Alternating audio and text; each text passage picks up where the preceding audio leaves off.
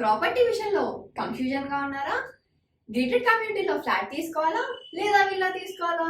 మన పిల్లల భవిష్యత్ కోసం ఓపెన్ ఫ్లాట్ తీసుకోవాలా? మన హైదరాబాద్లో ఏ లొకేషన్లో కొంటే మంచి అప్రిసియేషన్ వస్తుంది? మరి నమ్మకమైన ప్రాపర్టీ కొనాలంటే నమ్మకమైన గైడ్ కావాలి కదా. ప్రాపర్టీ అడ్వైజర్ కోసం సంప్రదించండి వరాహస్వామి ప్రాపర్టీ గూగులర్. కాంటాక్ట్ 7207218485. ఓం మహాగణాధిపతయే నమః. ఓం గురుభ్యో నమః. ఓం శ్రీమాత్రే నమః. అరుణాం కరుణాతరంగితాక్షీం ధృతపాశాంకుశపుష్పబాణచాపాం అనిమాదిభిరావృతాం మయూకైః అహమిత్యేవ విభావయే భవానీం. శ్రీమాత్రే నమః. ప్రేక్షకులకి ఆ లలితాంబిక అమ్మవారి యొక్క అనుగ్రహం పరిపూర్ణంగా కలగాలని మనస్ఫూర్తిగా కోరుకుంటూ మనం ఈరోజు చెప్పుకోబోయే టాపిక్ ఏమిటంటే, మనకి దక్షిణాయనం 6 నెలల పాటు ఉంటుంది. ఈ యొక్క దక్షిణాయనంలో మనం ఎలా అయితే మహాలయ పక్షాల్లో పితృదేవతలకి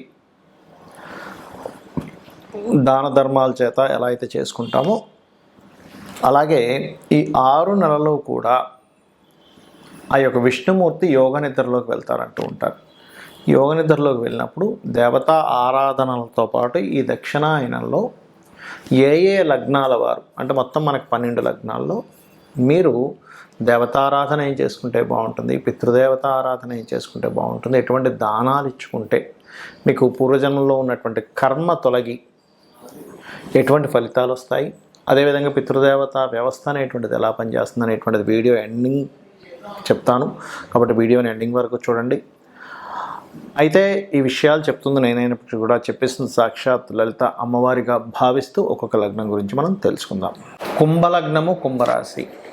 కుంభం వారికి కుంభలగ్నంలో జన్మించాము లేదా కుంభరాశిలో జన్మించాము అంటే మీలో ఉండేటువంటి గొప్ప క్వాలిటీ ఏంటంటే, నేను ఎంజాయ్గా ఉంటాను, పక్క వాళ్ళని నేను హ్యాపీగా ఉంచుతాను. ఇట్ ఈస్ ద బెస్ట్ యోగం కుంభలగ్నంలో జన్మించిన వారికి. ఎక్కడో లక్ష జాతకాల్లో ఉంటాయి, ఎక్కడో వాళ్ళ లగ్నాధిపతి చంద్రుడు దశ పాడైపోతే చెప్పలేము, కానీ 99.99% ఆఫ్ పీపుల్ ఎంజాయ్ చేయడం, హ్యాపీగా ఉండడం, పక్కవాడిని ఎంజాయ్గా ఉంచడం, బాధ పెట్టడం అనేది వీళ్ళ దీంట్లో ఉండదు.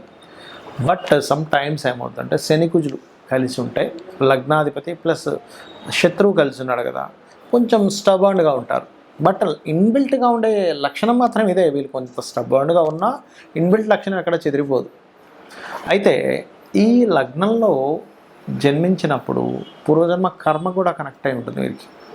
అదే రూపంలో ఉంటుంది, తల్లి రూపంలో, ఎమోషన్స్ రూపంలో, మనసు రూపంలో, బిజినెస్ రూపంలో పూర్వజన్మ కర్మ కనెక్ట్ అవుతుంది. అంటే చేయాల్సిన బిజినెస్ చేయలేకపోతున్నానే, రావాల్సిన లాభం నాకు రావట్లేదు, తల్లి నుంచి మీరు బాధపడ్డం, తల్లి ద్వారా బాధపడ్డం, తల్లి గురించి మీరు బాధపడ్డం, తల్లి లేదా అత్తగారి రూపంలో మీకు ఏదైనా ఒక స్ట్రెస్ ఏదో రూపంలో రావడం, ముఖ్యంగా తల్లి, అత్తగారి కంటే కూడా తల్లి రూపంలో ఎక్కువగా వస్తుంటుంది.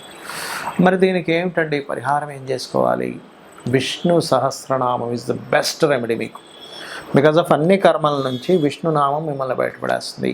ఓం నమో నారాయణాయ, దీనికి మించిన మంత్రం మరొకటి లేదు.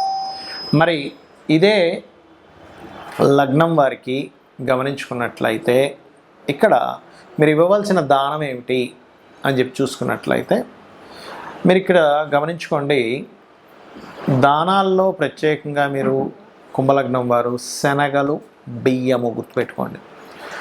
పితృదేవతల కోసమని బియ్యము, శనగలు కనుక దానంగా ఇచ్చినట్లయితే 100% దేవతానుగ్రహంతో పాటు పితృదేవతానుగ్రహం కూడా కలుగుతుంది.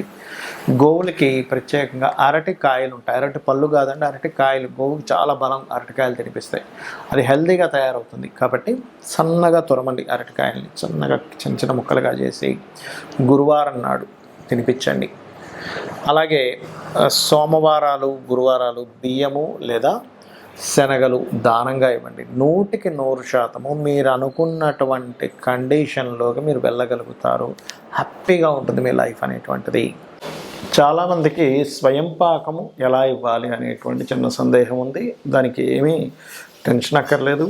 సింపుల్గా మీరు ఏదైతే బియ్యం తింటారో, అన్నాన్ని ఏ బియ్యంతో అయితే వండుకుంటారో సేమ్ అదే బియ్యాన్ని దానంగా ఇవ్వండి. ఇంకా మంచిది ఇవ్వండి కావాలంటే. చాలామంది చేసే మిస్టేక్స్ ఏంటంటే, ఒక 40 రూపీస్ 50 రూపీస్ బియ్యం తెచ్చుకుంటే దానం ఇచ్చేసరికి 20 రూపాయలు 10 రూపాయలు దొరికేవి రేషన్ షాప్లో దొరికి ఇట్లాంటివి ఇస్తూ ఉంటారు. దానివల్ల ఏమవుతుందంటే ఆ వ్యక్తి తినకపోగా తిట్టుకుంటారు. అరే ఏమిటి ఎలాంటివి ఇచ్చారు, వీళ్ళు ఇలాంటివే తింటారా, మనకి ఇలాంటివి ఇచ్చారంటే దానివల్ల మీరిచ్చేటువంటి దానానికి ఫలితం రాకపోగా దోషం ఏర్పడుతుంది. కాబట్టి అలా చేయకండి. మీరు అరకిలో అయినా ఇవ్వండి, కిలో అక్కర్లేదు. పోనీ మీ దగ్గర డబ్బులు లేవు, 50 రూపాయల బదులు అరకిలో 25 రూపాయలు అయిపోతుంది. కాబట్టి మీరు అలా చేయకండి. కాకపోతే ఎక్కువ ఇస్తే ఎక్కువ ఫలితం ఉంటుంది.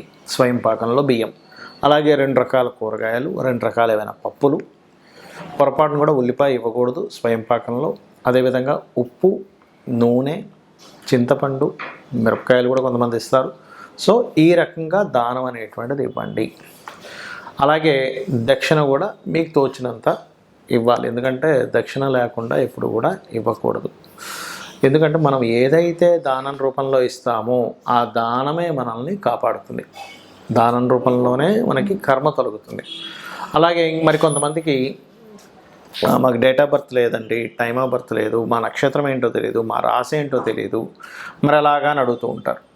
అలా రాశి నక్షత్రం ఏమీ తెలియనటువంటి వారు పర్టికులర్గా ఒక్కొక్క ప్రాబ్లం బట్టి మీరు ఈ దక్షిణాయనంలో పితృదేవతలకి దానం ఇవ్వడం అనేటువంటి అది అద్భుతంగా పనిచేస్తుంది. ఎలాగా అంటే చూడండి, ఆరోగ్య సమస్యలు ఉన్నాయి, అనారోగ్యంతో బాగా ఇబ్బంది పడుతున్నాము, లేదా సంతాన సంబంధించిన విషయంలో ఇబ్బంది ఉంది, ప్రమోషన్స్ రావట్లేదు, ఎంత కష్టపడుతున్నా సరే వేరే వాళ్ళకి వచ్చినంత ప్రమోషన్స్ నాకు రావట్లేదు అనుకునేటువంటి వారు గోధుమలు అమావాస్య నాడు స్వయం పాకం ఇస్తూ గోధుమలు కూడా దానంగా ఇవ్వండి. వాటితో పాటు గోధుమలు, ఎరుపు రంగు వస్త్రము, వేటికి ప్రమోషన్స్ ఆరోగ్య సంబంధించినవి. అయితే ఆరోగ్యానికి గోధుమలు, నువ్వులు కలిపిస్తే ఇంకా మంచిది. అలా చేసినట్లయితే ఖచ్చితంగా మీరు అనారోగ్య సమస్య నుంచి బయటపడతారు, అందులో ఎటువంటి సందేహం లేదు.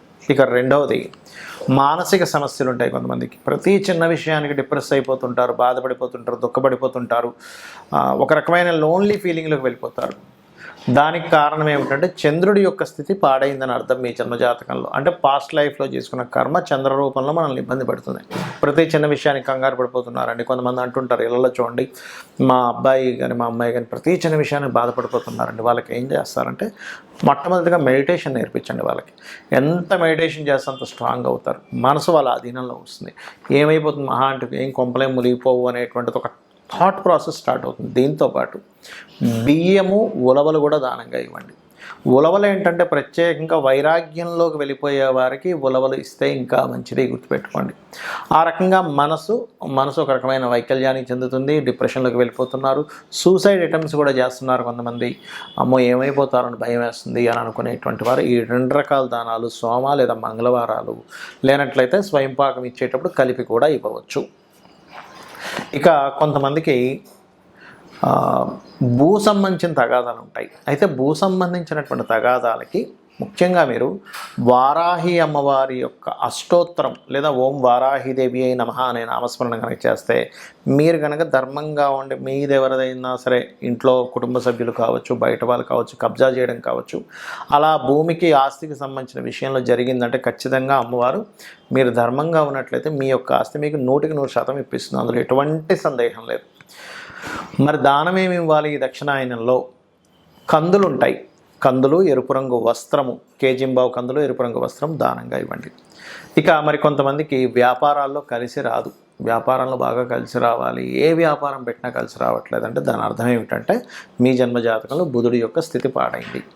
చాలామందికి తెలియక బుధుడు పాడయ్యాడో బాగోలేదో చూసుకోకుండా వ్యాపారాలు పెట్టేస్తారు, ఇబ్బంది పడుతుంటారు. కొన్నిసార్లు కొంతమందికి ఆ దశ కలిసి రాదు, తర్వాత మళ్ళీ కలిసి వస్తుంది, అది చెక్ చేసుకోవాలి ముఖ్యంగా. దాంతోపాటు పెసలు దానంగా ఇవ్వండి. పెసలు, గ్రీన్ కలర్ వస్త్రము, వీలైతే గోవుకి గోంగూర తినిపించండి. అలాగే మరి కొంతమందికి సరైనటువంటి మాస్టర్స్ దొరకరు, దేవతా పూజలు ఎన్ని చేస్తున్నా సరే వాళ్ళకి అనుగ్రహం రాదు. ఎన్నో పూజలు చేస్తున్నామండి, ఒక్క ఫలితం రావట్లేదు, అసలు ఏంటి భగవంతుడు ఉన్నాడా లేడా అనేటువంటి సందేహం కూడా కలుగుతూ ఉంటుంది. అలాంటి వారు మీరు చేయవలసింది ఏంటంటే మీ జన్మ జాతకంలో గురువు యొక్క అనుగ్రహం తక్కువగా ఉంది. మనకి శాస్త్రాల్లో ఏం చెప్తారంటే గురువు ఈజ్ ఈక్వల్ టు గాడ్. అందుకే చూడండి, మనకి సైంటిఫిక్గా కూడా మన భూమి మీదకి ఏదైనా శకలాలు వస్తున్నాయంటే గురుత్వాకర్షణ శక్తి అంటారు. అంటే గురువు తన వైపు లాగేసుకుంటాడట ఆ శకలాన్ని భూమి మీద పడకుండా. అంటే ప్రొటెక్షన్ ఫోర్స్ జూపిటర్ అంటే. సో ఆ యొక్క గురువు యొక్క స్థితి బాగుపడాలి అంటే మీరు శనగలు దానంగా ఇస్తూ ఉండాలి, గోసేవలు ఎక్కువగా చేస్తూ ఉండాలి. వివాహ సంబంధించిన ఇబ్బంది ఉందండి, వివాహం ఎంత ప్రయత్నం చేసినా అవ్వట్లేదు అనుకునేటువంటి వారు బొబ్బర్లు, తెలుపు రంగు వస్త్రము దానంగా ఇస్తూ, అదేవిధంగా ఫైనాన్షియల్ గ్రోత్కి కూడా ఇది పనిచేస్తుంది. బొబ్బర్లు దానంగా ఇవ్వడము. ఇంకా ఎక్కువ ప్రాబ్లం ఉందండి, బొబ్బర్లతో పాటు ఉలవలు కూడా దానంగా ఇవ్వండి. ఉలవలు మల్టీ కలర్ క్లాత్, బొబ్బర్లు వైట్ కలర్ క్లాత్. గోవుకి తీపి చపాతీలు. ఈ యొక్క దక్షిణాయనంలో నూనె వేయకుండా కాల్చినటువంటి గోధుమ పిండితో చేసిన చపాతీలు ఒక 3 చపాతీలు తీసుకొని దానికి చక్కగా తేనెను పూసి సాక్షాత్ అమ్మవారిగా గోవును భావిస్తూ, అందులో ముఖ్యంగా దేశీవాలి గోవు, జెర్సీ ఆవుకు పెట్టొద్దని నేను చెప్పట్లే, పెట్టండి, ఒక ప్రాణికి పెడుతున్నాననే భావంతో పెట్టండి, కానీ ఫలితం ఆశించకండి. జెర్సీ ఆవుకు పెట్టేటప్పుడు హ్యాపీగా మీరు యానిమల్ లవర్స్ హ్యాపీగా పెట్టండి, కొన్ని 100,000 రూపాయలు కూడా ఖర్చు పెట్టండి, అంత కాదట్లా. కానీ దేశీవాలి గోవు పెట్టేటప్పుడు మాత్రమే ఫలితం ఎక్స్పెక్ట్ చేయండి. ఎందుకంటే ఇది దేవతలు ఉంటారు ఇందులో. అదేంటంటే పిగ్తో సమానం అంటారు, పిగ్ స్పెర్మ్తో తయారు చేస్తారు కాబట్టి. ఇక మీకు ఫైనాన్షియల్ కానీ వివాహ సంబంధించిన విషయాలు కానీ ఆ యొక్క బొబ్బర్లు దానంగా ఇవ్వడం మంచిది. రోగాలు ఎక్కువగా ఉన్నాయి, గోధుమలు మరియు నువ్వులు ఈ రెండింటిని దానంగా ఇవ్వండి. గోవుకి బెల్లం తినిపించండి. పనులేమీ కదలట్లేదు, ముందుకు కదలట్లేదు అనుకున్నప్పుడు శనితో పాటు అంటే మీరు నువ్వులతో పాటు ఉలవలు కూడా దానంగా ఇవ్వండి. మరియు గోవుకి బెల్లముతో పాటు గ్రాసం కూడా తినిపించండి.